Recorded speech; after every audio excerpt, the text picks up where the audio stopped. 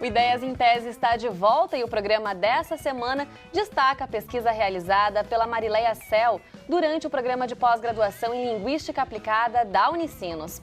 A tese de doutorado tratou sobre narrativas de crianças vítimas de abuso sexual. Bom, professora, para começar esse bloco, a gente queria saber então o título que recebeu a sua tese de doutorado. Bom, o título, que é sempre uma novela, até a gente chegar à versão final, são várias versões, mas a versão final, então, do título é Significando o Abuso Sexual Infantil na Fala e Interação, estratégias acionadas por conselheiro tutelar e crianças na reconstrução da narrativa do abuso. E como é que a senhora chegou, então, nesse título, professora? Bom, a ideia era analisar as falas em primeira mão de crianças vítimas de abuso sexual infantil.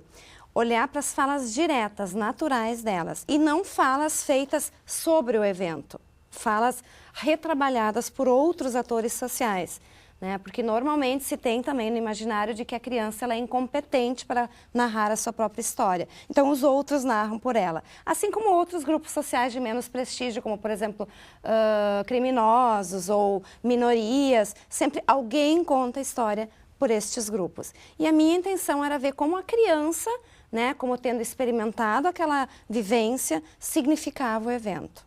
Então o título, como eu te disse, o título é um arranjo que a gente vai fazendo, ele tem que ter um certo apelo, ele tem que dizer, mas ele fica assim gigante, né? Nem sempre a gente consegue traduzir em poucas palavras tudo que quer dar conta na pesquisa. Mas, enfim, a ideia era essa. Até porque é uma pesquisa muito intensa, né, professora? Sim. Então, eu queria saber qual a metodologia que a senhora utilizou, então, para fazer esse trabalho?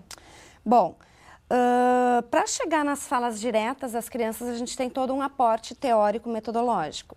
Primeiramente, então, o que é importante sempre citar, como a minha pesquisa é com crianças, e a gente não usa mais a terminologia menores, tem todo um cuidado ético que, né, a gente tem que levar em conta. Então, a minha pesquisa passou pelo Comitê de Ética da Unicinos, passou também pelo Comitê de Ética do próprio Conselho Tutelar, que é ligado a um órgão da Prefeitura Municipal, não o Conselho, mas o Condedica, que cuida, que é um órgão que responde por denúncias, enfim. Então, eles também têm um Comitê de Ética e fiz todos esses passos para ter a permissão, então, legal. É um assunto muito delicado. Isso, por quê? Porque trata de crianças, em primeiro lugar, e porque trata de abuso sexual, né?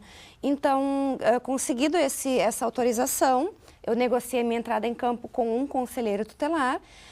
Inicialmente, eu ia gravar no próprio conselho, né, as interações, porque eu gravo elas em áudio, transcrevo elas depois, posteriormente, dentro das convenções da análise da conversa e depois a gente faz análise qualitativa. E o que a gente busca ver nessa análise? As recorrências, ou seja, aquilo que reiteradamente os dados me falam. É uma pesquisa indutiva, quer dizer, os dados é que vão me dizer o que eu vou pesquisar e não eu, a prioristicamente, vou definir o que eu vou pesquisar. Então, depois que eu entrei em campo, a gente teve que fazer alguns ajustes, porque na sede do conselho eu não conseguia gravar, porque as pessoas intimadas a comparecer não compareciam. Então, a gente mudou a estratégia, eu passei a acompanhar o conselheiro nas visitas que ele fazia às casas das pessoas. E ali também não era certo que eu conseguisse dados, porque muitas vezes as pessoas não atendiam a porta, ou então elas não estavam em casa, ou então quando a família começa a se envolver em denúncias por causa de toda a estigmatização social, eles se mudam às pressas, abandonam o local. Então, para chegar a esses dados, foi realmente muito complicado. Eu fiquei 2 anos em campo, coletando, eu tenho mais de 50 interações, né? E um dos desafios metodológicos da minha pesquisa justamente é isso, assim, depois de toda essa pilha de transcrições, o que fazer? Eu diria que esse foi o momento mais angustiante de toda a minha pesquisa. Enxergar algo nisso, fazer sentido dessa montanha de dados. E como é que foi isso, então, professora? A senhora fez muito algum sofrido. Tipo de recorte? A senhora aproveitou todo esse material?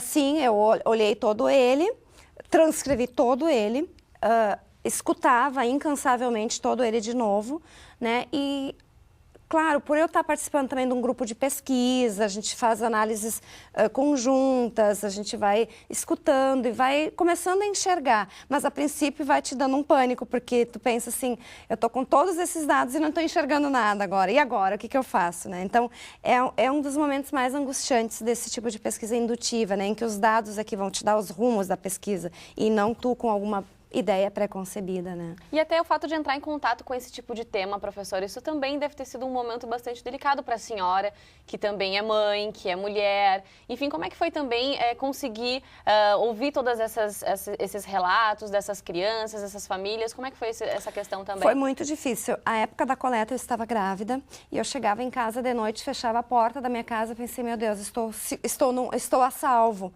desse mundo que sabe ser tão perverso, tão cruel, e foi bastante difícil eu fazer essa divisão, porque afinal de contas ali em campo eu era uma pesquisadora e eu tinha que, à medida do possível, deixar de lado todos os meus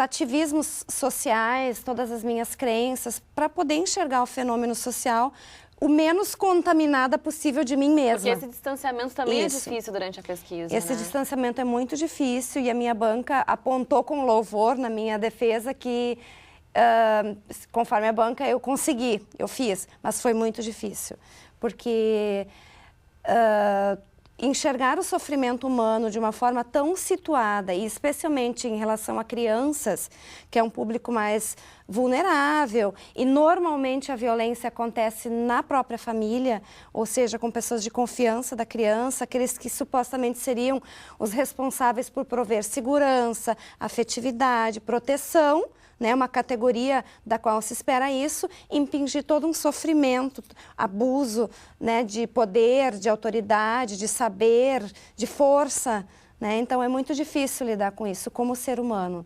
Então, Teve um momento específico assim que a senhora pode relatar pra gente, assim, que tenha sido mais marcante, talvez? Sim. Todos foram extremamente marcantes, né? Mas a história de uma criança de 2 anos que fora, então, vítima do próprio pai biológico, e este pai não abriu a porta para a gente, né? A gente escutava ali do lado de dentro, com os barulhos vindos do interior da casa, e ele não nos atendia, e o conselheiro, então, o procedimento é tu deixar um aviso, né? E se a pessoa, ou então com algum vizinho, ou então o promotor de justiça leva, porque daí ele perde uma chance de se explicar ali. Então, depois a conversa diretamente com a promotoria. Mas isso me impactou demais, porque eu pensei assim, meu Deus, essa criança está lá do lado de dentro, com o agressor, com a pessoa que machuca, que maltrata, e ele não está abrindo a porta para a gente não está podendo fazer nada por essa criança naquele momento, né? Então, isso foi um momento muito angustiante da minha pesquisa, mas todos os outros foram igualmente angustiantes. Certo, professora, e para a gente encerrar esse bloco, gostaria que a senhora comentasse a respeito do referencial teórico que a senhora utilizou durante essa pesquisa. Bom, interessante a gente ver, primeiramente, assim, que tipo de concepção de linguagem, de fala que a gente adota nessa perspectiva teórica. A fala aqui, ela é vista como uma ação no mundo e não como um instrumento que apenas reflete o mundo. Então, através das minhas ações, eu fabrico constantemente o mundo. E isso, então, é o casamento da etnometodologia com a análise da conversa. Porque a etnometodologia, ela se interessa em ver como é que as pessoas constantemente dão contornos estáveis para o mundo, já que o mundo, nessa perspectiva teórica, não existe a prioristicamente, ele se instaura no momento em que eu falo. Então, os atores sociais, em cada interação, estão sempre fabricando o mundo. Eu e tu aqui estamos fabricando uma entrevista. Ela não existiria se tu não te orientasse para o evento social como tal e se eu não me orientasse para o evento como tal. Então, ele só acontece, ele só se instaura na interação. Então, assim que a gente concebe a fala e assim que a gente concebe os atores sociais, como sujeitos que constantemente estão fabricando o mundo. Tá certo. Então, Bom Ideias em Tese faz agora um rápido intervalo e na volta a gente fala sobre os resultados da pesquisa realizada pela Marileia Sel, nossa entrevistada de hoje. Não saia daí, a gente já volta.